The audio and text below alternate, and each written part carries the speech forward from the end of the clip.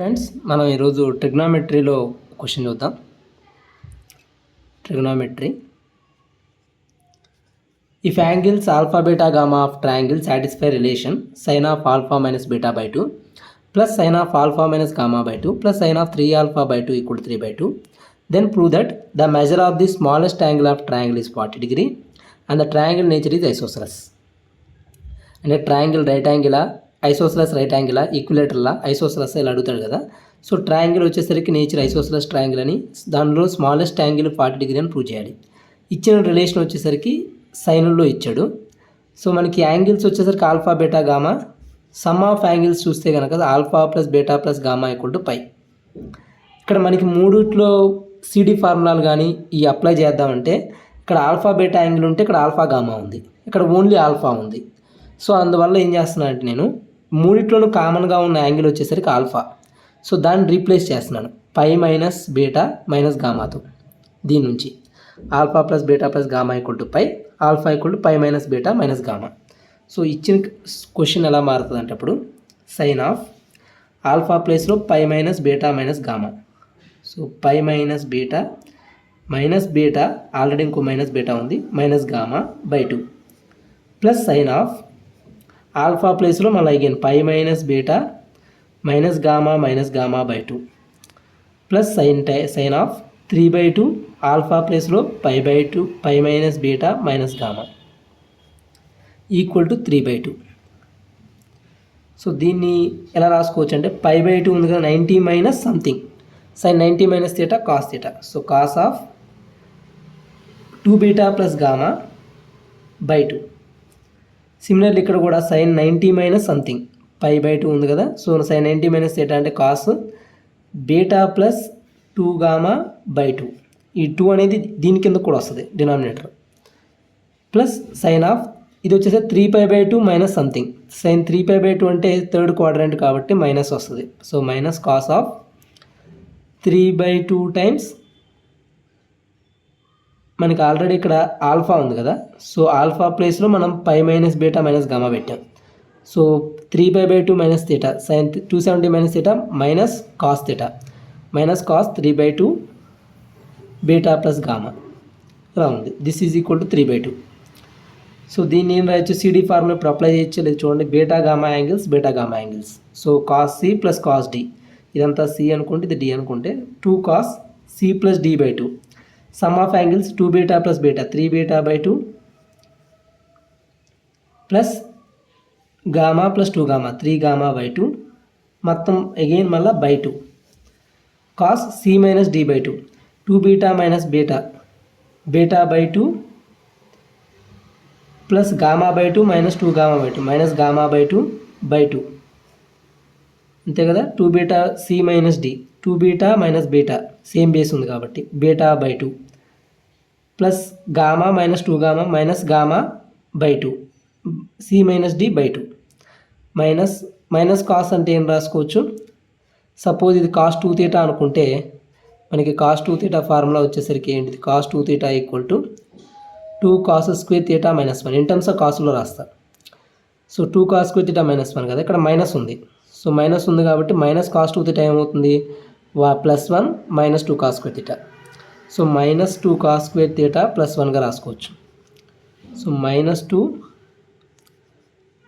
Cos square 2 theta ఉంటే theta వచ్చింది. So దీంట్లో half angle 3/4 beta plus gamma plus 1 equal to 3/2. ఈ మొత్తాన్ని డబల్ యాంగిల్ అనుకున్నా, కాస్ 2 థీటా అనుకుంటే minus 2 cos square theta plus 1. So ఇప్పుడు ఇక్కడ ఈ అబ్జర్వ్ చేస్తే 2 కాస్, ఇది ఎందుకు ఇలా రాశానంటే 3/4 అనేది రావడం కోసమే చేశాను. ఎందుకంటే ఇక్కడ కూడా 3/4, ఇక్కడ కూడా మనకి సమ్ 1/4 వస్తుంది యాంగిల్. సో ఇక్కడ చూస్తే 3/4 టైమ్స్ ఇది గామా కదా. సో ఇది gamma, so beta plus gamma, అదేవిధంగా cos of beta minus gamma by 4 minus 2 cos square beta plus gamma 3 times beta plus gamma by 4 plus 1 minus 1 equal to 3/2. 2తో multiply చేద్దాం మొత్తం. So అప్పుడు ఏమవుతుంది, ఇది 4, ఇది కూడా 4 అవుతుంది, ఇది 2 అవుతుంది, ఇక్కడ 2 ఉండదు, సో 3 వస్తుంది. ఈ 3ని కూడా ఇటువైపు తీసుకొస్తే ఏమవుతుంది, 2 - 3 -3 = 0. అప్పుడు 2 - 3 అంటే -1. సో ఇప్పుడు దీన్ని ఏం చేద్దాము, ఇది క్వాడ్రాటిక్ ఈక్వేషన్లో ఫామ్ చేయాలి.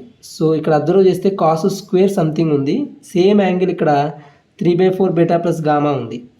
సో ఇది సేమ్ యాంగిల్, కాకపోతే ఇక్కడ కాస్ స్క్వేర్ ఉంది, ఇక్కడ కాస్ ఉంది. సో దాని అర్థం ఏంటి, let cos of 3/4 times beta plus gamma as X, some X అనుకుంటున్నాను.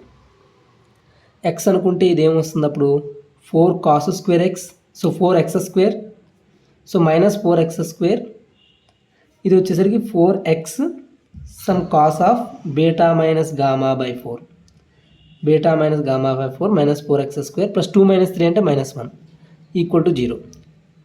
సో ఇలా వచ్చింది. క్వాడ్రాటిక్ ఇన్ ఎక్స్ కదా, ఈ x² అటువైపు తీసుకెళ్దాం, లెఫ్ట్ హ్యాండ్ నుంచి రైట్ హ్యాండ్ సైడ్ తీసుకెళ్తే 4x² plus -4x times cos of beta minus gamma by 4 plus 1 = 0. ఇప్పుడు దీనివల్ల అడ్వాంటేజ్ ఏంటంటే క్వాడ్రాటిక్ ఈక్వేషన్లో తీసుకురావడం వల్ల ఇక్కడ ఎక్స్ అంటే ఏంటి, cos of 3/4 beta plus gamma.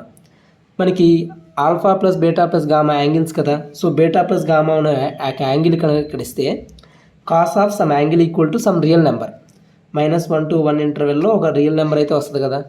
So real number వస్తుంది కాబట్టి x belongs to real numbers, quadratic ఈక్వేషన్లో x belongs to real numbers అయితే డిస్క్రిమినెంట్ ఏమవుతుంది, >= 0. Discriminant >= 0 if x belongs to real numbers. So this is real number. So discriminant b² - 4ac apply చేద్దాం. So b² అంటే ఇది 16 - 4 cos, ఇదంతా కూడా మనకి b² కిందకు వస్తుంది. So 16 cos square beta minus gamma by 4 -4ac -16 > 0. So 16 cos square beta minus gamma by 4 is > 16. 16 cancel అయిపోతే cos square beta minus gamma by 4 is > 1. So 1 అంటే ఏం రాయొచ్చు, ఇది 1 ఎప్పుడు వస్తుంది అంటే ఈ యాంగిల్ 0 అయినప్పుడు వస్తుంది. So cos of beta minus gamma by 4 = 1.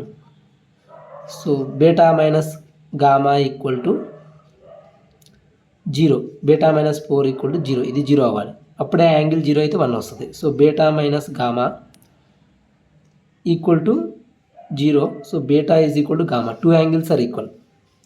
So దీన్ని బట్టి నేను ఏం చెప్పవచ్చు అంటే beta gamma angles are equal. If the 2 angles equal అయితే ఈ ఒరిజినల్ క్వాడ్రాటిక్ ఈక్వేషన్ ఉంది చూసారా, ఈ ఈక్వేషన్లో ఎక్స్ అంటే ఏంటి, ఇక్కడ ఈ 4 cos of beta minus gamma by 4 value ఏమవుతుంది, 2 యాంగిల్స్ ఈక్వల్ అయితే కాస్ 0 అయిపోతుంది, కాస్ 0 వాల్యూ అంతా 1. సో అప్పుడు ఈ ఈక్వేషన్ ఫర్దర్గా ఎలా చేంజ్ అవుతుందంటే మనకి ఈ వాల్యూ 1 వస్తుంది, ఎందుకంటే బీటా గామా ఈక్వల్ కాబట్టి. Cos 0 is 1, 4x - 4x² - 1 = 0, 4x² - 4x + 1 = 0, ఇది ఈక్వేషన్. సో ఇలా ఈక్వేషన్ చేంజ్ అయింది. ఇలా చేంజ్ అయితే ఈక్వేషన్ దీన్ని పర్ఫెక్ట్ స్క్వేర్గా రాసుకోవచ్చుగా, 2x - 1 whole square, 4x² + 1 - 4x సరిపోయింది. సో పర్ఫెక్ట్ స్క్వేర్గా రాసుకుంటే 2x - 1 = 0. So x = 1/2. ఇక్కడ x అంటే ఏంటి, మనకి x అంటే ఏమనుకున్నాం, cos of 3/4 beta plus gamma. So cos of 3/4 beta plus gamma which is x = 1/2. ఇది 1/2 అవ్వాలంటే ఇక్కడ ఎంత యాంగిల్ ఉండాలి, 30 degree,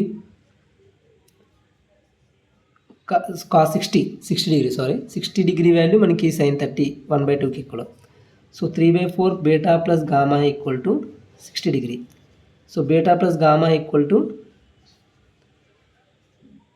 4 × 2 80 degree. So beta plus gamma is 80 degree and beta gamma equal అని కూడా తెలుసు మనకి. సో బీటా వాల్యూ ఎంత అప్పుడు 40, gamma value 40. So each degree 40 degree 40 degree. Remaining alpha value ఎంత అవుతుంది అప్పుడు, ఇది 40 40 80 అయితే 180 - 80 100 degrees. So largest angle alpha which is 100 degrees, smallest angle వచ్చేసరికి 40 డిగ్రీ. 2 యాంగిల్స్ ఈక్వల్ వచ్చినాయి అంటే ఆ ట్రయాంగిల్ ఏమైనట్టు మనకి, 2 angles are equal. If 2 angles are equal then 2 opposite sides కూడా ఈక్వల్. సో దీనికి ఆపోజిట్ ఆ సైడ్స్ కూడా ఈక్వల్ అయితే మనకి అది ఏమవుతుంది, ఐసోసెలస్ ట్రయాంగిల్ అవుతుంది. సో ట్రయాంగిల్ ఇది ఐసోసెలస్. ఇది జస్ట్ ఊరికే ఇలా డ్రా చేసాం, కానీ నిజానికి ఒక యాంగిల్ వచ్చేసరికి అప్టూజ్ యాంగిల్ కదా, ఒక angle is obtuse angle. So obtuse angle కాబట్టి ఇంకో రెండు వచ్చేసరికి ఎక్యూట్ యాంగిల్స్ ఉన్నాయి. సో స్మాలెస్ట్ యాంగిల్ ఏంటి, నేచర్ ఆఫ్ ద ట్రయాంగిల్ ఏంటి, ఎప్పుడు కూడా ఇలా ట్రయాంగిల్ రిలేషన్ ఇచ్చి మనం ఫైండ్ అవుట్ చేయాలి. సో స్క్రీన్ షాట్ తీసుకోండి. Thank you.